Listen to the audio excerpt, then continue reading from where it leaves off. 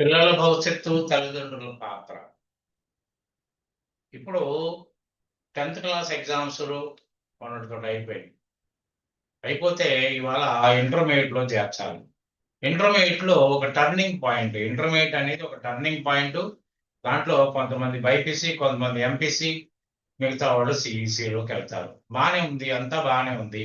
కానీ తల్లిదండ్రులు ఇక్కడ పెద్ద తప్పిదం ఏం చేస్తున్నారంటే, పిల్లల్ని ఒక మంచి కార్పొరేట్ కాలేజీలో చేర్చాలి, వాళ్ళకి ఒక మంచి ర్యాంక్ రావాలి, వాళ్ళకి బంగారు భవిష్యత్తు కావాలని చాలా కలలు కంటారు. కానీ ఆ కళలు ఎంతవరకు నిజమవుతాయి అనేది కూడా తల్లిదండ్రులు కాస్త కూడా ఆలోచించకపోవడం దురదృష్టకరం.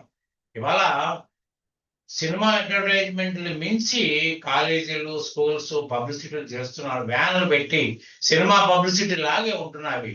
కోట్ల రూపాయలు ఖర్చు పెడుతున్నారు. ఎందుకు?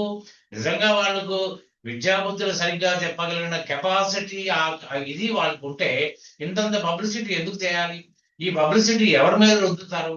అంటే పబ్లిసిటీ ఎవరు చేస్తారు? ఒక వ్యాపారం చేసేటోళ్ళు, ఒక వస్తువు నమ్ముకుంటోళ్ళు పబ్లిసిటీ చేస్తారు. అది కూడా కొంత లెవెల్లో కొంత మేరకే చేస్తారు. ఇది అలా లేదు. డిసెంబర్ నుంచి మొదలుకుంటే మళ్ళీ కాలేజీలు, స్కూల్స్ ఓపెన్ అయ్యేంత వరకు పబ్లిసిటీ ఆన్లో ఉంటుంది. అటు రేడియో పబ్లిసిటీ కానీ, టీవీ పబ్లిసిటీ కానీ, మనకు సోషల్ మీడియా పబ్లిసిటీ కానీ ఆన్లో ఉంటుంది. కానీ ఈ పబ్లిసిటీకి లొంగి విద్యావంతులు, బాగా చదువుకున్న వాళ్ళు కూడా వాళ్ళ పిల్లల్ని కార్పొరేట్ కాలేజీల్లోని, స్కూల్స్లో చేర్చడానికి అప్పో సప్పో చేర్చి అక్కడ ఎగబడి క్యూలో నిలబడి ఫీజులు కడుతున్నారు. అంతవరకు బాగానే ఉంది. ఏంటి ఇదంతా ముఖ్య ఉద్దేశం ఏంటంటే, నా పిల్లగాడు భవిష్యత్తు బలంగా ఉంటుంది, వాడికి మంచి కాలేజీలో చేరుతున్నాడు, మంచి ర్యాంక్ వస్తుంది అని ఆలోచన. కానీ దీని వెనక ఏముందో ఆలోచించట్లేదు. అదే చూడండి, ఒక వస్తువు కొనడానికి వెళ్ళినప్పుడు ఆ కంపెనీ ఏంటి, అది ఎప్పటి నుంచి ఆ కంపెనీ ఉంది, దాని గుడ్ విల్ ఏంటి, దాని పెర్ఫార్మెన్స్ ఎలా ఉన్నాయి, ఎక్కడైనా రిమార్క్స్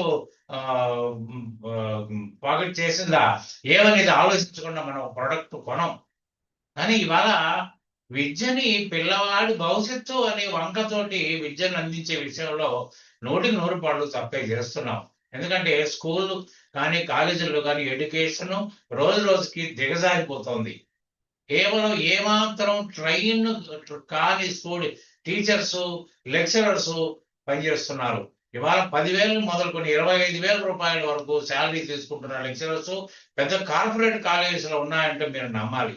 అంటే ఒక కూలి పని చేస్తుంటాడు, అన్స్కిల్డ్ వ్యక్తి, ఏమాత్రం చదువులేని వాడు పని చేసేవాడికి 30,000 రూపాయలు నెలకు సంపాదించుకుంటున్నాడు, ఆరాంగా పనిచేస్తున్నాడు. అట్లనే ఒక కాలేజీలో లెక్చరర్కి 25,000 రూపాయలు, 20,000 రూపాయలు శాలరీ అంటే దాని అర్థం ఏంటి? అంటే వాడికి ఏదో విధంగా ఉపాధి దొరకాలనే ఉద్దేశంతో, వాడికి ఏ చదువు సంధి లేకపోయినా వాడు పాఠాలు చెప్పడానికి సిద్ధమవుతున్నాయంటే దాని అర్థం ఏంటి? వాడికే రాదు. వాడికి రానప్పుడు పిల్లగాడికి ఏం చెప్తారు? మీరు ఏం చేస్తుంటారు? కనీసం ఫీజులు కట్టేటప్పుడు అసలు మీ టీచర్స్ ఎవరు, మీ టీచర్స్ కున్న క్యాపబిలిటీ ఏంటి, వాళ్ళు ఏమైనా ట్రైన్డా, అన్ట్రైన్డా అనేది ఒక్కసారి కూడా పరిశీలించకపోవడం కారణం ఏంటంటే, అబ్బో ఇవాళ మనం ఇటువంటి ప్రశ్నలు వేస్తే వాడు పక్కకు నెట్టేస్తాడు, మన పిల్లగాడికి సీట్ రాకపోతే ఏమవుతుంది? అసలు మీ పిల్లగాడిని నాశనం చేయాలని మీరు కంకణం కట్టుకున్నారా? ఇండైరెక్ట్ గా మీరే నాశనం చేస్తున్నారు. Not these colleges or schools, కానీ మీరే. ఇక్కడ చూడండి ఎన్ని రకాలుగా ఉన్నాయి. చూడండి ఇక్కడ ఇక్కడ ఈ తమ్నైల్లోని మీకు మొత్తం అర్థం అవుతా ఉంటుంది. ఇదే మీరు చేసే పనులు. స్కూల్స్ కి ఒక బ్రాండా? ఏం బ్రాండు? దేనికి బ్రాండు? చదువుకు బ్రాండ్ ఉండాలి. అంతేగాని వాళ్ళ ర్యాంకులకి, ఆ ర్యాంకులు నిజమైన ర్యాంకులా, కొనుక్కొచ్చిన ర్యాంకులా, కొట్టుకొచ్చిన ర్యాంకులా ఎప్పుడన్నా మీరు గమనించారా? ఇవాళ నేను కామర్స్ ట్రైనర్ని. ఎందుకంటే 1977 నుంచి ఆయుష్ ప్రాక్టీస్ లో ఉన్నాను. కామర్స్ అంటే మక్కువ గల వ్యక్తిని. కామర్స్ యొక్క లోతుల్ని అధ్యయనం చేశాను. దాని తర్వాత రీసెర్చ్ వర్క్ కూడా చేశాను. ఇవాళ డెబ్యూట్ గ్రేడ్ అంటే ఏంటో ఇవాళ లెక్చరర్స్ అండ్ ప్రొఫెసర్స్ కూడా తెలియని పొజిషన్ లో ఉన్నారు. అటువంటి పిల్లల దగ్గర మీరు చదువుకునేది, ఆ పిల్లల దగ్గర మీ పిల్లల్ని పంపించే చదివిస్తారా? ఎట్లా ఎట్లా మీకు జ్ఞానం ఉంది? ఏ ఉద్దేశంతో మీ పిల్లగాడిని బలి చేయాలని మీరు అనుకున్నారు? ఎందుకు మీరు స్కూల్ గురించి ఆలోచించట్లేదు? లెక్చరర్కి వాడికి ఆ సమర్థత ఉంది, వాళ్ళు ఎందుకు ఆలోచించట్లేదు? ఫీజులు కట్టేస్తే పంపిస్తే సరిపోద్దా? ఎట్లా తయారైనండి ఆ కార్పొరేట్ స్కూల్స్, కాలేజ్ ఎట్లా తయారైనంటే 3 రోజులు సెలవు ఇచ్చి 5 రోజులు హోంవర్క్లు ఇస్తున్నారు. ఆ హోంవర్క్లు కూడా కావాలంటే యూట్యూబ్ వెరిఫై చేయండి. యూట్యూబ్ వెరిఫై చేసి కాలేజీకి వెళ్ళటం ఎందుకు, స్కూల్కి వెళ్ళటం ఎందుకు? అధ్వానమైన స్టడీ ఉంది. Especially commerce. కామర్స్ లో చెప్పేది ఏంటంటే కామర్స్ అంత గొప్ప కోర్సు ప్రపంచంలో ఇంకోటి ఉండదు. ఎందుకంటే కామర్స్ అంటే ఫైనాన్స్. ఫైనాన్స్ లేకుండా ప్రపంచమే మనుగడే ఉండదు.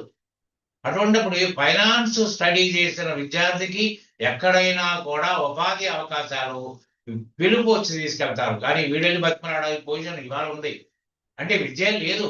అక్కడ ఎంబీఏలు చేస్తున్నారు, సీఏలు చేస్తున్నారు. ఎవరో కూడా సొంతంగా ఏది కాంపిటీషన్ చేయలేని పొజిషన్ లో ఉంది. ఇవాళ ఏఐ వచ్చింది, ఇంకా నాశనం అయింది. స్టూడెంట్ దానికి కూడా ఆ కాస్త కూడా నేర్చుకోకుండా బద్దగానికి అలవాటు పడిపోయారు.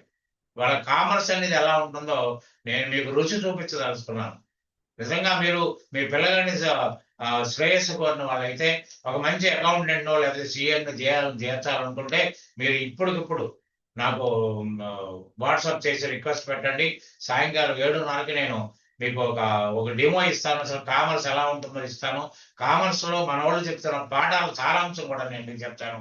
దాని ప్రకారం మీ పిల్లగాడిని నిజమైన ఎడ్యుకేషన్ పంపిస్తున్నారా, మీ డబ్బులు ఉపయోగపడేటట్టుగా చేసుకుంటున్నారా మీ పిల్లగాడికి, లేదా మీ పిల్లగాడి భవిష్యత్తు మీరే కాళ్ళతోటి రాసి కంప్లీట్ అధపాదాలను తీసుకెళ్ళిపోతున్నారనేది పూర్తిగా అర్థం అవుతుంది.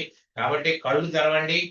కనీసం ఏ లెక్చరర్ ఎలా ఉంటాడు, టీచర్ ఎలా ఉంటాడు తెలియకుండా మీ పిల్లగాడిని క్యూలో నిలబడి ఫీజులు కట్టారా, మీ పిల్లగాడి నాశనానికి మొదటి మెట్టు మీరే ఎక్కినట్టు ఇవాళ నుంచి మొదలు పెడతారు. మీ పిల్లగాడు బాగుపడే సమస్య లేదు. ఎట్టి పరిస్థితుల్లో బాగుపడే ఒక పెద్దవాడిగా, వయసున్నవాడిగా, అనుభవజ్ఞుడిగా చెప్తున్నాను. ఇవాళ నిజంగా కామర్స్ పాఠాలు నిజంగా మన వాళ్ళు చెప్తున్నారా లేదా అని తెలియాలంటే ఇవాళ 7:30కి నేను ఒక డెమో ఏర్పాటు చేశాను. ఆ డెమోకి అటెండ్ అవ్వండి. మీరు రిక్వెస్ట్ పెడితే నేను మీకు లింక్ పంపిస్తాను. తర్వాత తెలుస్తుంది అసలు కామర్స్ ఎలా ఉంటుందో మీకు అంచెలంచెలుగా రుచి చూపించడానికి నేను ఇలా కంకణం కట్టుకున్నాను మీకు చెప్తున్నాను. కాబట్టి దయచేసి నా మాట ఆలకించండి. పరుగులాట కాదు, స్లోగా అండి. Slow and steady wins the race అన్నారు. స్లోగా అండి. అసలు ఏం జరుగుతుందో ఆలోచించండి. ఆలోచిస్తే మీకే అవకాశం అయిపోతుంది. దాని ప్రకారం ఏం చేయాలో అది మీరు చేయొచ్చు. Thank you very much. Good day.